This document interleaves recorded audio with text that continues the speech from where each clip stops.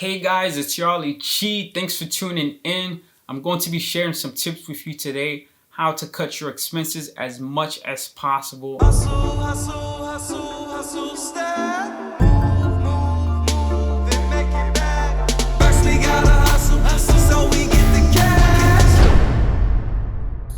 We have to think expenses as a big door, a big blockage for us to reach our financial goals. The less of it we have, the faster and quicker we can reach our financial goals. And I'm going to be breaking this down from the biggest expense that you have to the least expense that you have.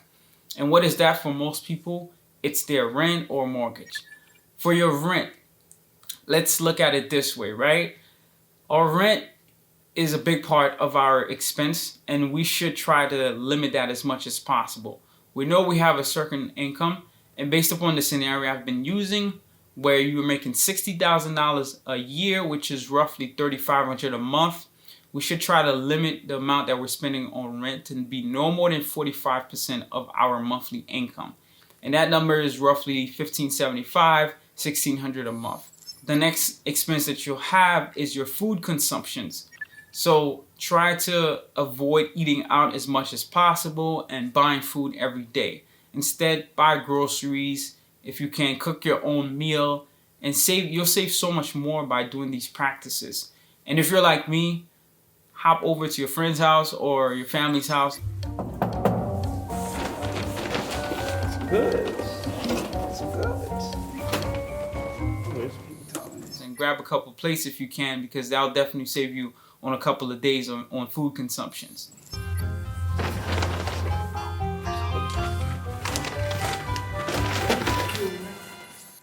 All these practices definitely help.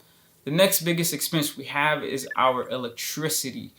It is a burden during the summertime when we're all running our air conditioners. And one good practice to do is buy an energy efficient air conditioner if you can, and appliances. And many of them give you money back on the purchase as well. So you can get back $150, which will save you about a month's worth of bill, maybe two for some. All these practices all help, but using energy efficient light bulbs,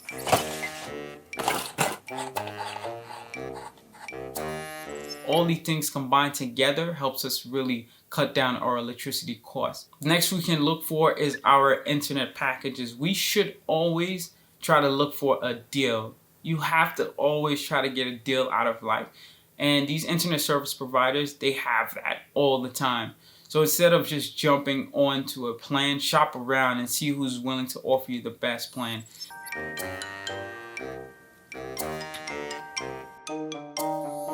If your deal is about to expire, call them up. Tell them you want to cancel.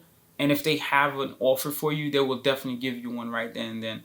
Because let's face it, they're all competing against each other. They're all trying to retain you as customers. They don't want to let you go. So try to look for a deal before just paying more because your deal expired, or paying more from the beginning anyway. The next thing that works hand to hand with the internet service that you choose is your streaming service.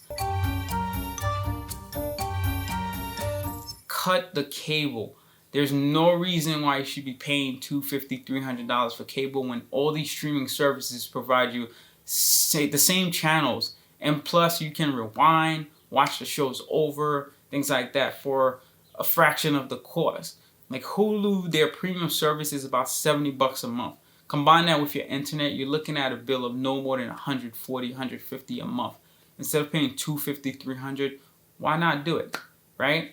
So it's a good practice if we do that. The next thing down the line is our cell phone. We all talk, we all need to be able to communicate.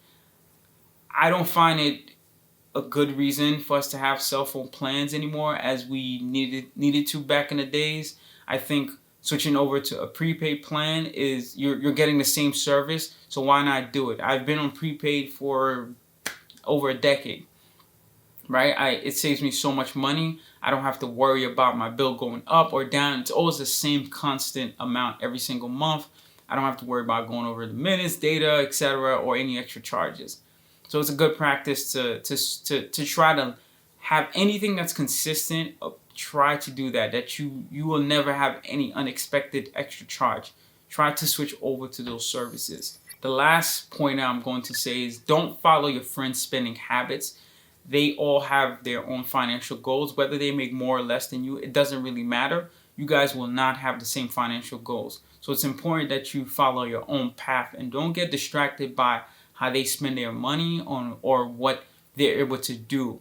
Because let's face it, we're all not meant to live the same way, live the same purpose. So it's important that we all follow our own financial goals. And remember, it's important to try to save at least 25% of what you're bringing in, because over the course of a year, you're really going to see a good chunk of money that's just lying there and waiting for it to be invested, and you're going to reach financial freedom much quicker than you think. So please subscribe if you haven't done so. Drop a comment if you can. And remember to continue to inspire one another.